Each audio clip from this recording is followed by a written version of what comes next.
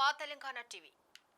మెదక్ రైతులను దగా చేసిన కాంగ్రెస్ ప్రభుత్వం రైతులను నట్టేటా ముంచిందని బీఆర్ఎస్ పార్టీ జిల్లా అధ్యక్షురాలు మాజీ ఎమ్మెల్యే పద్మా దేవేందర్ రెడ్డి అన్నారు. మెదక్ జిల్లా కలెక్టరేట్ కార్యాలయంలో అకాల వర్షాలకు పంట నష్టం జరిగిన రైతులకు 25,000 నష్టపరిహారాన్ని అందజేయాలని బీఆర్ఎస్ పార్టీ జిల్లా అధ్యక్షురాలు మాజీ ఎమ్మెల్యే పద్మా దేవేందర్ రెడ్డి నర్సాపూర్ ఎమ్మెల్యే సునీత లక్ష్మారెడ్డితో కలిసి జిల్లా కలెక్టర్ రాహుల్ రాజ్ కు వినతి పత్రం అందజేశారు. అనంతరం బీఆర్ఎస్ జిల్లా పార్టీ కార్యాలయంలో మీడియా సమావేశం నిర్వహించారు. ఈ సందర్భంగా జిల్లా అధ్యక్షురాలు మాజీ ఎమ్మెల్యే పద్మా దేవేందర్ రెడ్డి మాట్లాడుతూ కాంగ్రెస్ హామీలను నమ్మితే నట్టేట ముంచారని అన్నారు. బీఆర్ఎస్ రైతాంగానికి అండగా ఉండి ప్రశ్నించే గొంతుకు అవుతామని అన్నారు. కాంగ్రెస్ ప్రభుత్వం అధికారంలోకి రాగానే డిసెంబర్ 9న 2 లక్షల రూపాయల రుణమాఫీ చేస్తారని చెప్పి మోసం చేసిందని అన్నారు. రైతు బంధును రైతు భరోసాగా మార్చి 15,000 రూపాయలు వేస్తామని నమ్మబలికి చేతులెత్తేసిండ్రు అన్నారు. రైతులకు ఇస్తారని చెప్పిన 500 బోనస్ ఎక్కపాయిందని ప్రశ్నించారు. కేసీఆర్ పాలనలో భూమికి భారమై ఎంత పంట పండిందని, ఇప్పుడు కాంగ్రెస్ ప్రభుత్వం పాలనలో 3 నెలల్లోనే పంటలు ఎండిపోతున్నాయని అన్నారు. ఇప్పుడు రేవంత్ రెడ్డి 100 రోజుల పాలనకు రెఫరెండ్ ఎంపీ ఎన్నికల్లో విడుదల చేస్తానని చెప్పడం హాస్యాస్పదంగా ఉందన్నారు. హామీ ఇచ్చిన వృద్ధులకు పింఛన్ 4,000 ఊసేలేదన్నారు. ఈ 100 రోజుల పాలనలోనే 200కు పైగా రైతులు ఆత్మహత్యలు చేసుకున్నారని అన్నారు. ఎన్నికల అనంతరం ప్రజల పక్షాన నిలబడి ప్రశ్నిస్తామని, కేసులు పెట్టినా భయపడనని అన్నారు. ఈ లోక్సభ ఎన్నికల్లో తప్పకుండా బుద్ధి చెప్తారన్నారు. 14 సంవత్సరాలు పోరాటం చేసి తెలంగాణ రాష్ట్రాన్ని సాధించిన తెలంగాణలో గతంలో రైతాంగం ఇబ్బంది పడ్డది కాబట్టి ఆ ఇబ్బందులకు ఉండకుండా ఉండాలి, రైతులను కాపాడుకోవాలి. దేశానికి వెన్నెముక రైతు. ఆ రైతు బాగుంటేనే రాష్ట్రం బాగుంటుంది, దేశం బాగుంటుంది ఉద్దేశంతో గౌరవ కేసీఆర్ గారు రైతాంగం పట్ల మక్కువతో, స్వయంగా రైతే కాబట్టి రైతు కష్టాలు తెలిసిన వాడు కాబట్టి తెలంగాణ రాష్ట్రం రాగానే వెంటనే మన రాష్ట్రాన్ని పట్టి పీడిస్తున్న కరెంటు సమస్యలను తొలగించి 24 గంటలు కరెంటు, నాణ్యమైన కరెంట్ ఇచ్చింది. అప్పుడు మాట్లాడిన వీళ్ళందరూ కూడా అప్పుడు ప్రతిపక్షంలో ఉండి తెలంగాణ రాష్ట్రం వచ్చిన తర్వాత రాష్ట్రంలో పొత్తు లేదు, రాష్ట్రం తెచ్చుట్లో పొత్తు లేదు కానీ మాట్లాడడంలో మాత్రం మరి మించిపోయిండ్రు. అప్పుడు మాట్లాడిండ్రు, వీళ్ళు ఇవ్వబోయిన కరెంటు 24 గంటలు అన్నారు. కానీ గౌరవ కేసీఆర్ గారు 24 గంటలు నాణ్యమైన కరెంట్ ఇచ్చిండ్రు. రైతులు పెట్టుబడికి అప్పుల పాలవుతుండ్రు, ఇప్పటికీ అప్పులాలు ఉన్నారు, ఇబ్బంది పాలవుతుండ్రు. కాంగ్రెస్ పాలనలో, టీడీపీ పాలనలో నానా అవస్థలు పడ్డారు కాబట్టి తెలంగాణ రాష్ట్రాన్ని తెచ్చుకున్న తెలంగాణలో రైతాంగాన్ని కాపాడాలంటే వాళ్ళకి పెట్టుబడి సాయం చేయాలని చెప్పేసి రైతు బంధు ఇచ్చింది. అట్లనే రైతులు చనిపోతే రైతు బీమా చేసింది. ఎవరు కూడా దేశంలోనే ఎవరు కూడా చేయలే. అట్లాంటి ముఖ్యమంత్రి గతంలో మన గౌరవ కేసీఆర్ గారు చేయడం జరిగింది. అదేవిధంగా పంట కొనడము, ఆ కొన్న పంట భూమికి భారమైన పంట పండించే విధంగా సహాయ సహకారాలు అందించాడు. రైతుకు నీళ్ళు ఇచ్చిండు. మిషన్ కాకర ద్వారా చెరువు బాగు చేసుకున్నాం. కాళేశ్వరం ప్రాజెక్టులో ఒక చెరువు నింపుకున్నాం. కాలువల ద్వారా నీళ్ళు ఇచ్చినాం. భూగర్భ జలాలను పెంపొందించినాం. పంటలు బాగా పండిన పంటను కూడా ఉన్నది గౌరవ కేసీఆర్ గారు. మరి ఇలాంటి కార్యక్రమాలు చేసినాం. తెలంగాణ రాష్ట్రాన్ని తెచ్చుకున్న 10 సంవత్సరాల్లోనే అనేక కార్యక్రమాలు చేయడం జరిగింది. రైతాంగాన్ని కాపాడుకున్నాం. రైతును మరి ఒక ఆత్మస్థైర్యంతో బతికే విధంగా చేసింది బీఆర్ఎస్ పార్టీ. మరి ఇప్పుడేం జరుగుతుంది? మళ్ళా సరే రాష్ట్రంలో కొంచెం మార్పు కోరుకున్నారా, లేకపోతే కాంగ్రెస్ పార్టీ ఇచ్చిన అబద్ధాల, అసత్యాల ప్రచారాన్ని నమ్మిండ్రా, హామీలను నమ్మిండ్రా ప్రజలు? మరి కొంచెం గవర్నర్లు మాజీ ముఖ్యమంత్రి కేసీఆర్ గారి పిలుపు మేరకు కలెక్టర్స్ కి రిప్రజెంటేషన్ చేయడం కార్యక్రమం ద్వారా నేను ఇక్కడికి రావడం జరిగింది. మరి ప్రధానంగా ఏంటంటే ఈరోజు మన కాంగ్రెస్ పార్టీ మరి అధికారంలోకి వచ్చిన తర్వాత రైతులకు కానీ లేదంటే మరి ప్రజలకు ఇచ్చినటువంటి హామీలను కూడా 100 రోజుల్లో నెరవేర్చమని చెప్పి మరి దాదాపు 4 నెలలు కావాల్సిన వారు ఇచ్చినటువంటి హామీలను కూడా నెరవేర్చారు. మన గౌరవ ముఖ్యమంత్రిగా ఉన్నప్పుడు కేసీఆర్ గారు మరి రైతు పక్షపాతిగా అనేక రైతు సంక్షేమ కార్యక్రమాలు చేస్తూ రైతులకు పెద్దపీట వేయడం జరిగింది. ప్రధానంగా ఏంటంటే రైతుకు కావాల్సింది పెట్టుబడి సహాయం, ఎరువులు సకాలంలో అందించడం, తర్వాత మనము కరెంటు సరిగా నాణ్యమైనటువంటి కరెంట్ ఇవ్వడం, సాగునీరు ఇవ్వడం, తర్వాత పండించినటువంటి పంట కొనుగోలు చేయడం మద్దతు ధర. సో ఇవన్నీ కూడా ఆ రోజు ఎన్ని కష్టాలైనా కూడా రైతులే ప్రాధాన్యత తీసుకొని వారి సంక్షేమం కోసం పెద్దపీట వేయడం జరిగింది. కరెంట్ 1 నిమిషం కూడా పోకుండా మరి 24 గంటలు నాణ్యమైనటువంటి కరెంట్ ఇవ్వడం జరిగింది. సాగునీరుకి కాళేశ్వరం ప్రాజెక్టు కట్టి మరి చిన్న ప్రాజెక్ట్స్ కట్టి రిజర్వాయర్స్ కట్టి రైతులకు సాగునీరు అందించడం జరిగింది. భూగర్భ జలాలు పట్టించడానికి మిషన్ కాకతీయ ద్వారా చెరువులు, కుంటలన్నీ కూడా బాగు చేసుకోవడం జరిగింది. తర్వాత మళ్ళీ రైతు పెట్టుబడి సహాయం కింద ఎకరాకు ఫస్ట్ 2,000 ఇచ్చి, తర్వాత 9,000 ఇచ్చి, 10,000, మళ్ళీ ఇప్పుడు 12,000 ఇస్తామని చెప్పేసి మేము హామీ ఇవ్వడం జరిగింది. అదేవిధంగా రైతు పంట కోసినటువంటి సమయంలోనే వారి ఖాతాల్లో డబ్బులు వేసినటువంటి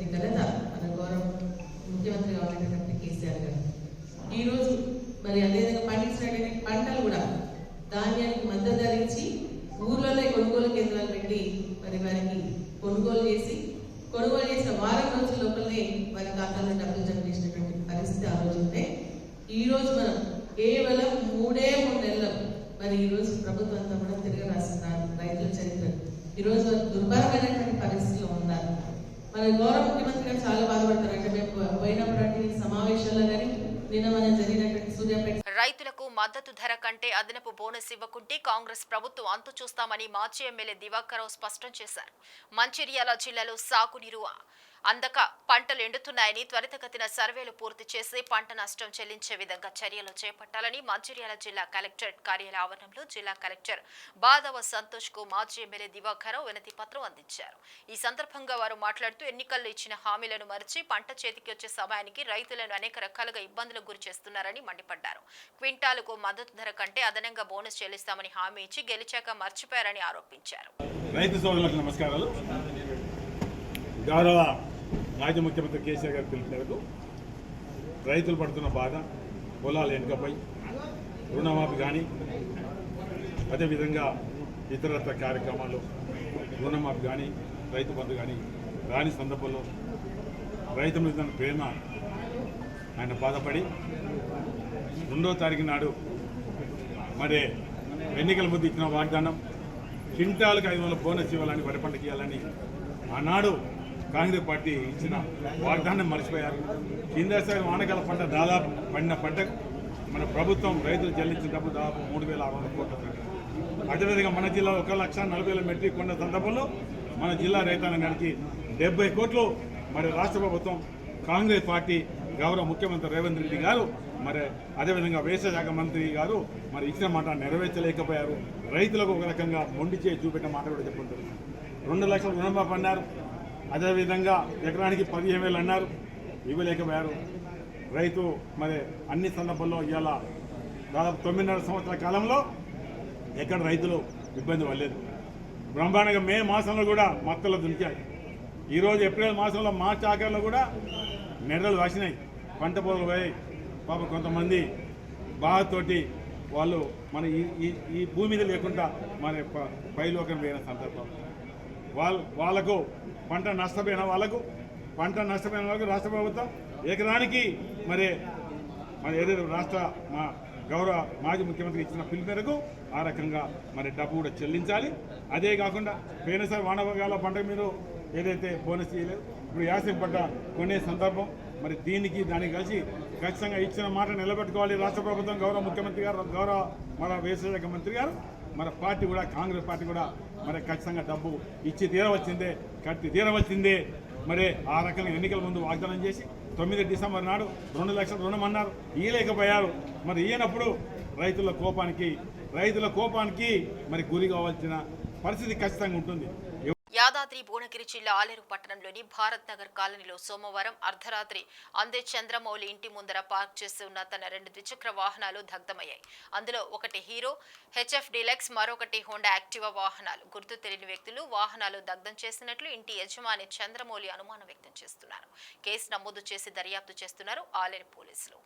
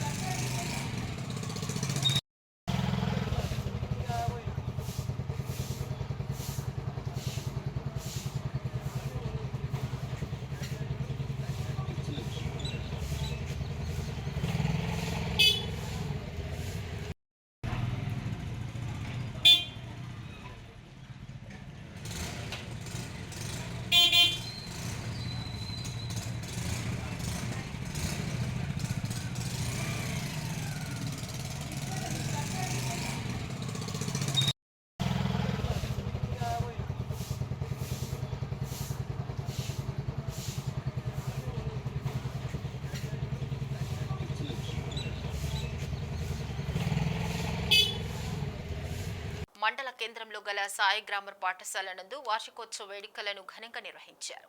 ఈ కార్యక్రమానికి ముఖ్య అతిథి కోదాడ ఎంఎస్ విద్యాసంస్థల అధినేత పందిరి నాగిరెడ్డి మాట్లాడుతూ విద్యార్థులు ఇష్టపడి చదివి అభివృద్ధి సాధించి పాఠశాలకు గుర్తింపు తేవాలన్నారు. విద్యార్థులు ఎంత ఉన్నత స్థానంలో ఉంటే గురువులకు అంత గౌరవం అన్నారు. సాయి గ్రామర్ స్కూల్ ఒక పల్లెటూరులో దాదాపు 25 సంవత్సరములుగా పాఠశాలను నడిపిస్తున్నారంటే ఎంతో గొప్ప విషయం అన్నారు.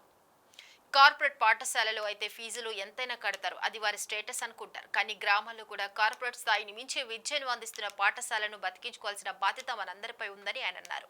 ఈ కార్యక్రమంలో తల్లిదండ్రులు, గ్రామస్తులు పాల్గొన్నారు.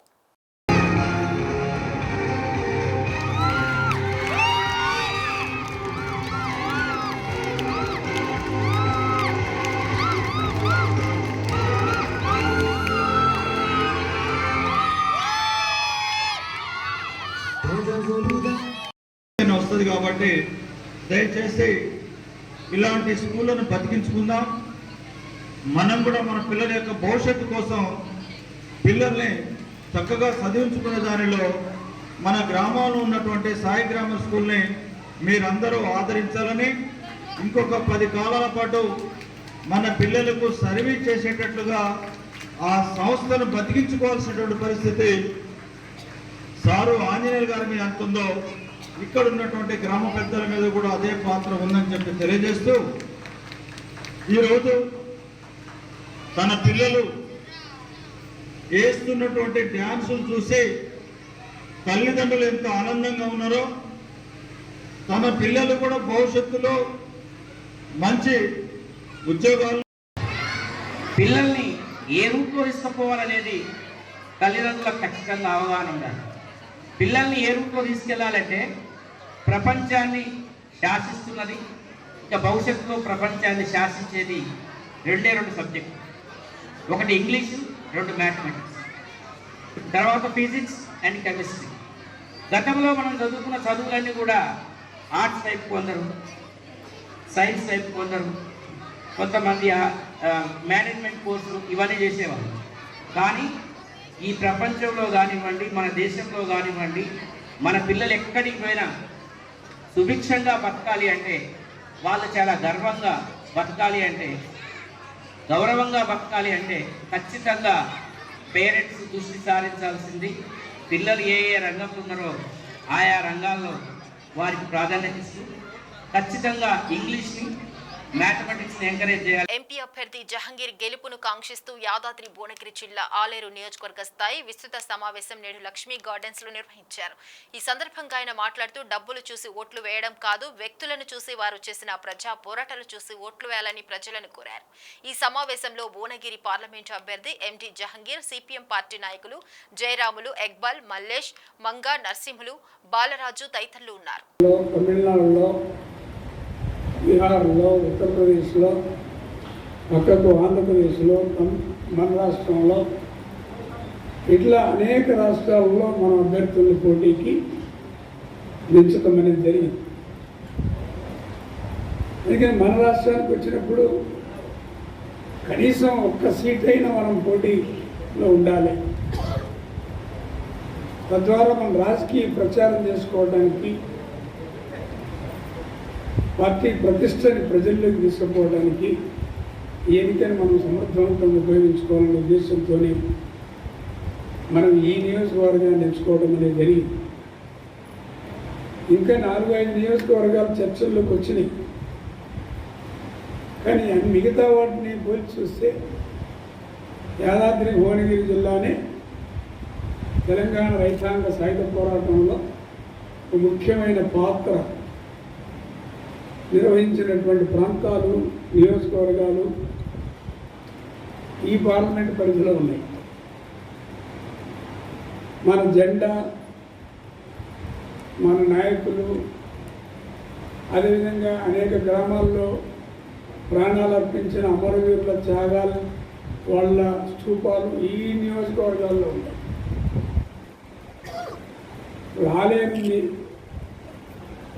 ఆలయం చరిత్ర సాధారణమైనది కాదు. ఆట్ల కమలాదేవి,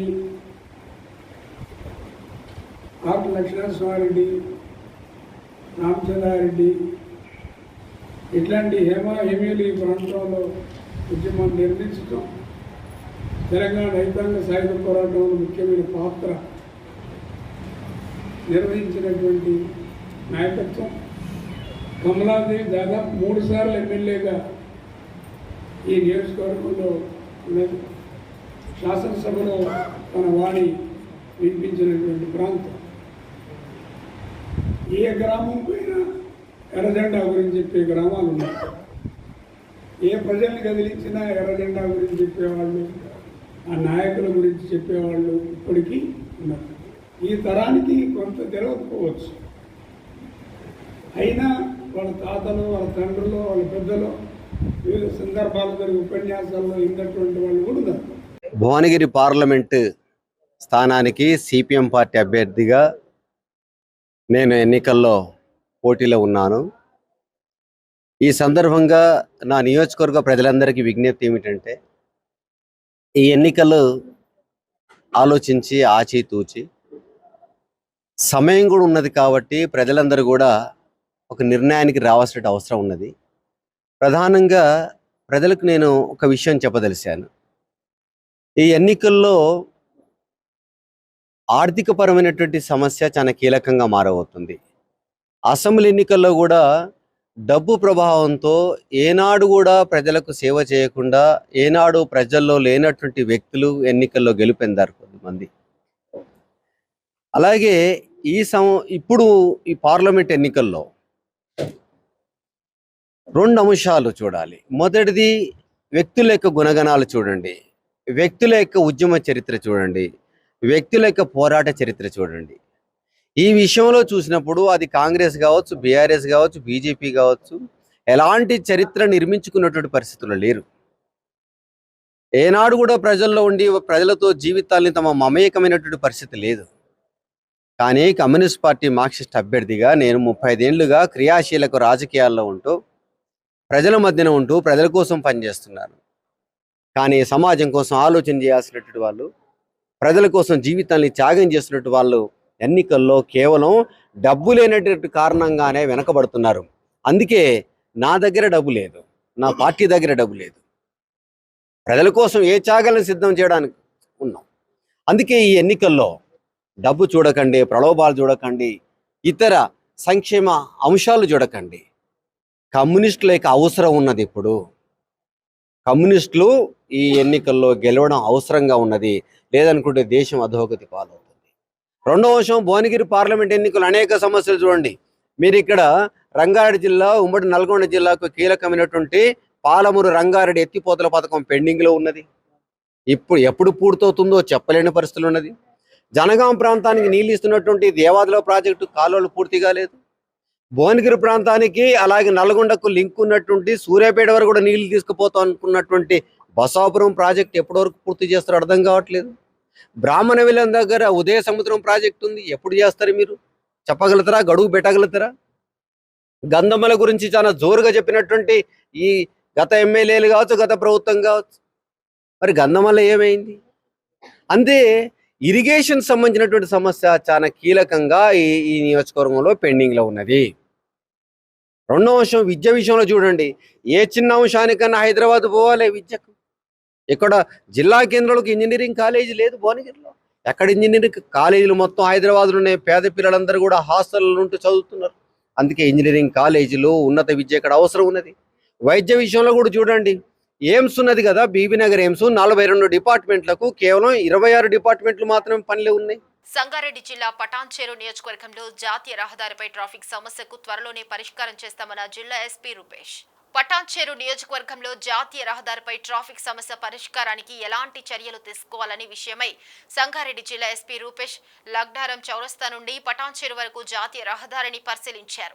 పటాన్చేరు పరిధిలోని లగ్డారం చౌరస్తా నుండి బిహెచ్ఎల్ వరకు ఉదయం సాయంత్రం ట్రాఫిక్ సమస్య తీవ్రంగా ఉందని, దీనికోసమై national highway authority, GHMC police వారి సమన్వయంతో ట్రాఫిక్ సమస్య నివారణకు ఎలాంటి చర్యలు తీసుకోవాలనే విషయమై త్వరలోనే కార్యాచరణ ప్రకటించి సమస్యను పరిష్కరిస్తామని జిల్లా ఎస్పీ రూపేష్ అన్నారు.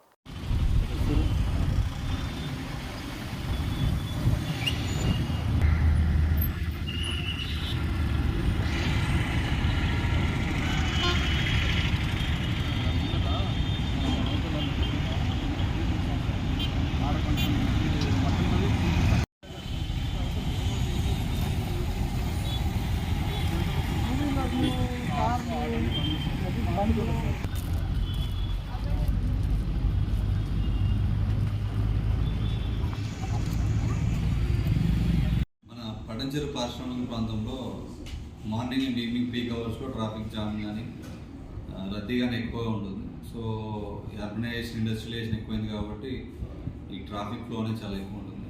సో ఎక్కడైతే ట్రాఫిక్ జామ్ ఎక్కువ అవుతుందో చూసి దాన్ని పరిశీలించి కొన్ని హాట్స్పాట్స్ని ఐడెంటిఫై చేయడం జరిగింది.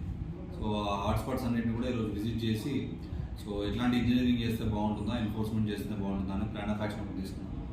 తొందరలోనే అందరు స్టేక్ హోల్డర్స్, ఆర్టీసీ వాళ్ళు, జిహెచ్ఎంసీ మరియు నేషనల్ హైవేస్, అలాగే పోలీసు, రెవెన్యూ వీళ్ళందరినీ కూడా తీసుకొని ఎంక్రోచ్మెంట్స్ ఏవైతే ఉన్నాయో ఎంక్రోచ్మెంట్స్ అన్నీ కూడా క్లియర్ చేయించి, అలాగే ఈ ప్రయాణికులందరికీ కొంచెం ఇంజనీరింగ్, రోడ్ ఇంజనీరింగ్ కూడా చేసి మా ట్రాఫిక్ పోలీసుని కూడా పెద్ద ఎత్తులో డిప్లాయ్ చేసి సో ఒక హ్యాసిల్ ఫ్రీ ఎన్విరాన్మెంట్ క్రియేట్ చేయడానికి ఈరోజు ఫీల్డ్ ఇన్స్పెక్షన్ చేయడం జరిగింది. So our inspectors and SDPO Patancheru and everyone participated. So ఇంకా 1 వీక్ 10 డేస్లో దీన్ని ఒక మిషన్ మోడ్లో తీసుకెళ్ళి ట్రాఫిక్ సమస్యను తీర్చడానికి సంగారెడ్డి జిల్లా పోలీస్ అనేది ప్రయత్నిస్తుంది.